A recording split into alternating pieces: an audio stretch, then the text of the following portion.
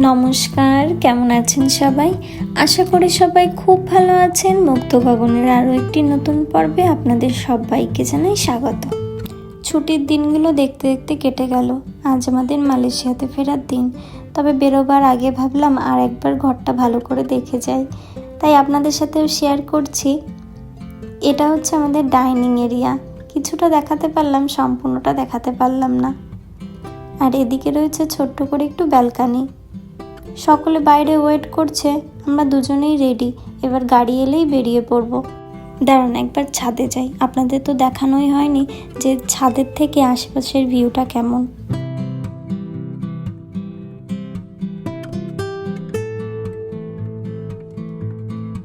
দাঁড়ান দরজাটা খুলি। এইটা হলো আমাদের ছোট্ট একটা ছাদ। আমাদের গ্রামে বাড়ি করার একমাত্র উদ্দেশ্য হলো এই সকালবেলা উঠে চারিদিকে এত সবুজ দেখা। এই জন্যই মূলত গ্রামে বাড়িটা করা, যে সকালবেলা উঠে এত সুন্দর একটা ভিউ। আর যখন সর্ষে গাছ লাগানো হয় না, তখন যে কি সুন্দর লাগে, দারুণ, সে ভাষায় প্রকাশ করার নয়। সকালবেলা উঠে চারিদিকে এত সবুজ দেখলে যেন দিনটা শুরুটাই খুব সুন্দরভাবে হয়। কিন্তু ভেবেছিলাম যে কোনো একটা সকালে উঠে ছাদে এসে যখন হালকা কুয়াশা, হালকা সূর্যের আলো থাকবে, তখন একটা ভিডিও করে আপনাদের সাথে শেয়ার করব। কিন্তু এত কাজের মধ্য দিয়ে সেটা আর হয়ে ওঠেনি। আজ আমাদের আবার ফেরার সময় হয়ে গেল, তাই ভাবলাম যাওয়ার আগে অন্তত হয়তো সকালবেলার ভিডিও না হলে কি হবে, হয়তো সন্ধ্যের আগের একটা পর্ব আপনাদের সাথে শেয়ার করতে পারবো, ওই জন্যই ভিডিওটা করা। এদিকে সকলে ওয়েট করছে, এবার আমাদের ফিরতে হবে। চলুন তবে। কিছুটা মন খারাপ আর অনেকটা ভালো লাগা নিয়ে বেরিয়ে পড়েছে বিদেশের উদ্দেশ্যে। আজকের এই পর্বে আপনাদের সাথে শেয়ার করব কলকাতা থেকে মালয়েশিয়াতে যেতে গেলে কোন কোন বিষয়ের দিকে একটু নজর রাখতে হয়। তার পাশাপাশি যদি আপনি ট্যুরিস্ট হিসাবে যান তাহলে কোন কোন কাগজপত্র আপনার দরকার, টোটাল ইনফরমেশন সহ এই ভিডিওটা রয়েছে। তো ভিডিওটা স্কিপ না করে দেখতে থাকুন আর সঙ্গে থাকুন। আমরা পৌঁছে গেছি কলকাতা এয়ারপোর্টে। কলকাতায় এই এয়ারপোর্টের নাম হচ্ছে সুভাষচন্দ্র বোস ইন্টারন্যাশনাল এয়ারপোর্ট। তবে এখানে একটা দরকারি কথা বলি, হয়তো এটা অনেকেই জানে, তারপরে আমি এই কথাটা বলছি তাদের জন্য যাদের এটা ফার্স্ট ফ্লাইট ইন্টারন্যাশনাল। তো দেশের মধ্যে কোনো একটা রাজ্যে যাওয়ার জন্য যেই ফ্লাইটগুলো যেইখান থেকে ছাড়ে, সেইখান থেকে কিন্তু ইন্টারন্যাশনাল ফ্লাইটগুলো ছাড়ে না। অর্থাৎ ইন্টারন্যাশনাল ফ্লাইটগুলো ছাড়ার জন্য আলাদা জায়গা, আর দেশের মধ্যে কোনো একটা রাজ্যে যাওয়ার জন্য আলাদা জায়গা। এখানে যাদের দেখছেন সবাই কিন্তু বিদেশে যাওয়ার জন্যই এসেছে।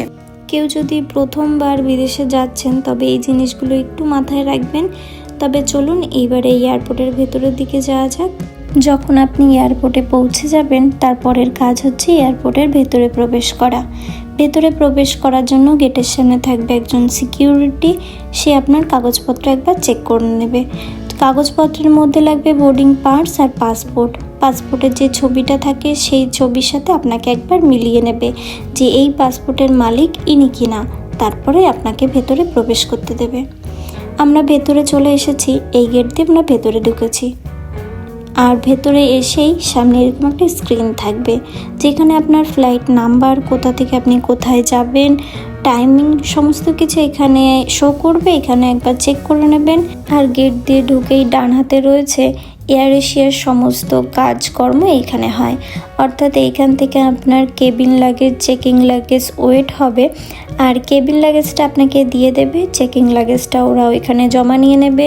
এইখান থেকে আপনার বোর্ডিং পার্টস দিয়ে দেবে। এরপরে রয়েছে ইমিগ্রেশন, আর ইমিগ্রেশনের পরে কেবিন লাগেজের থেকে ইলেকট্রনিক্স জিনিসপত্র বের করে চেক করা। তবে এগুলো এইখানে হয় না, সেইগুলো হয় এই যে কাউন্টারটা দেখছেন, এই কাউন্টারের পেছনে ইমিগ্রেশন হয়।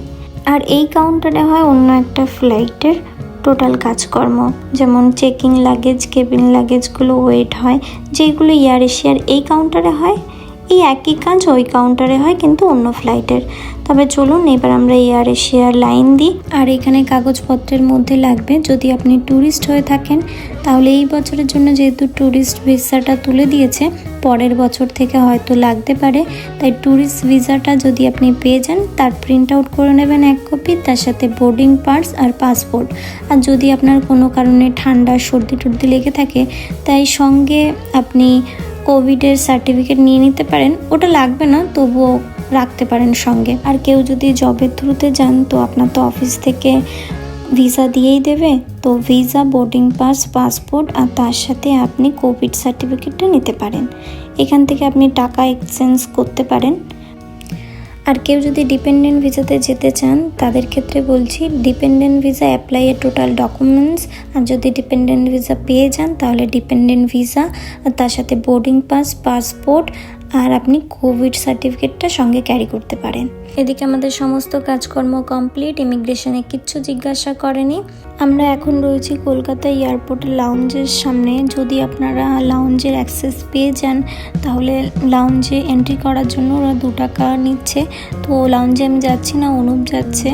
ও ভেতরে গিয়ে একটু ভিডিও করে নিয়ে এসেছিলো, সেটাই আপনাদের সাথে শেয়ার করছি। এখানে খাবার দাবার সুন্দরভাবে সাজানো থাকে।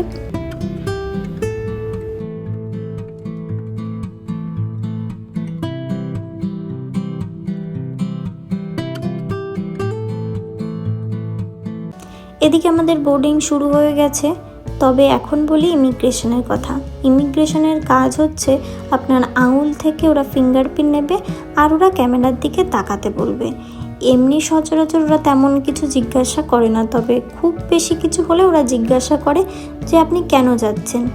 তো তখন আপনি বলবেন আপনি যেই কারণে যাচ্ছেন, যদি ট্যুরিস্ট হিসাবে যান কিংবা ডিপেন্ডেন্ট ভিসায় কিংবা জবের থ্রুতে, ওইখানে গিয়ে কাজ করছেন তার থ্রুতে, যে কোনো একটা কিছু বললেই হলো। আপনি যে জন্য যাচ্ছেন সত্যি কথা বলবেন আর নিজের উপর কনফিডেন্স রাখবেন। এদিকে আমাদের চেকিং অলমোস্ট ডান। এইবার আমরা যাব ফ্লাইটে।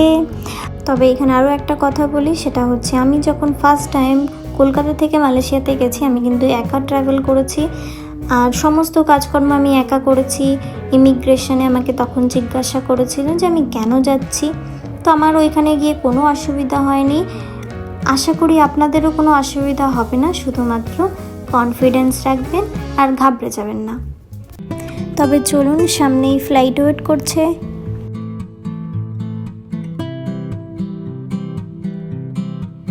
আমরা চলে এসেছি ফ্লাইটে। এবারের কাজ হচ্ছে সিট খুঁজে বের করা। আমরা দুজনে সিটে বসে পড়েছি। আমাদের সিট ছিল পাশাপাশি, আমার ছিল উইন্ডো সিট।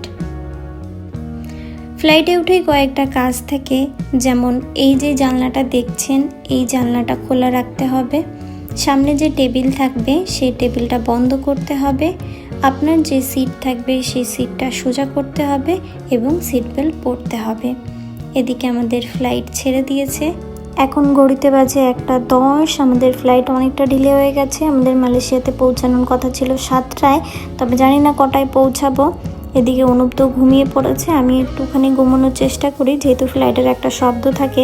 অনুপের মালয়েশিয়াতে পৌঁছে গিয়ে আবার অফিসে যাওয়ার আছে। তবে চলুন একটু ঘুমানো যাক। Good morning. আজকের শুরুটা সুন্দর একটা সূর্যোদয়ের মধ্য দিয়ে শুরু করলাম। তবে আমাদের ফ্লাইট এখনও ল্যান্ড করেনি, আমরা এখনও রয়েছি মাঝ আকাশে। তবে আর কয়েক মিনিটের মধ্যে পৌঁছে যাব কুয়ালালামপুরের মেন সিটির এয়ারপোর্টে। তবে নিচে দেখে কি সুন্দর লাগছে না দেখতে।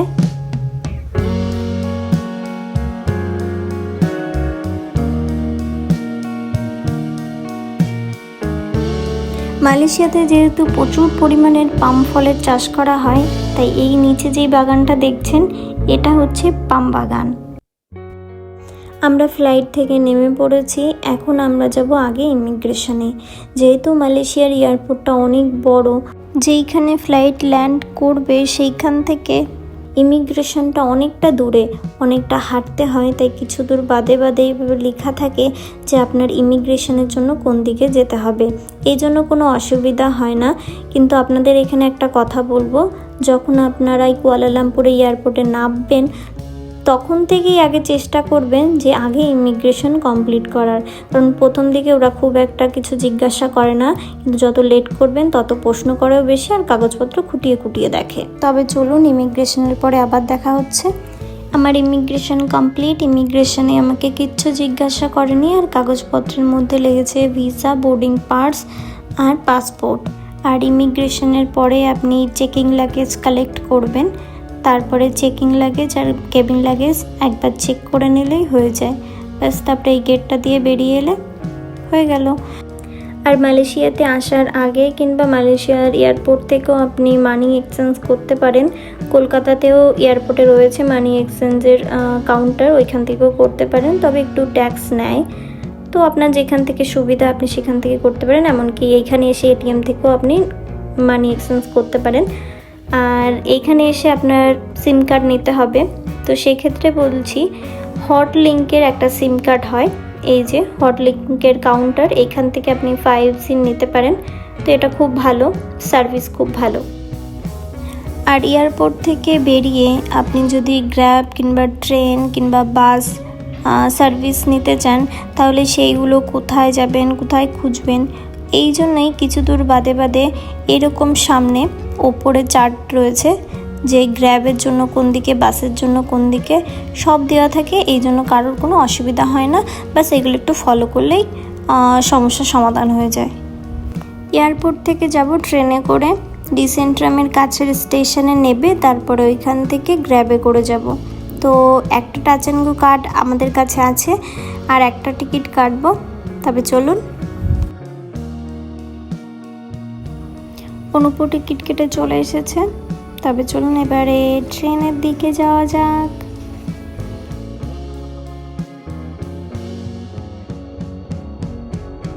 নিচে নেমেই দেখি ট্রেন দাঁড়িয়ে আছে, তাই হুড়োতাড়া করে ট্রেনে উঠে পড়েছি, ভিডিও করা হয়নি। তবে চলুন আমরাও আস্তে আস্তে এবার বাড়ির দিকে ফিরি। অনুপের যেতে হবে অফিস, এখনো ঘড়িতে বাজে 9টা, বাড়ি পৌঁছাতে পৌঁছাতে এখনও 1 ঘন্টা। তবে চলুন এই পর্বটা এখানেই শেষ করছি, দেখা হবে নতুন একটা পর্বের মধ্য দিয়ে।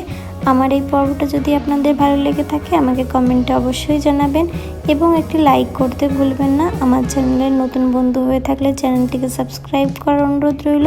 সকলে সুস্থ থাকবেন, সাবধানে থাকবেন, দেখা হবে অতি শীঘ্রই নতুন একটা পর্বের মধ্য দিয়ে।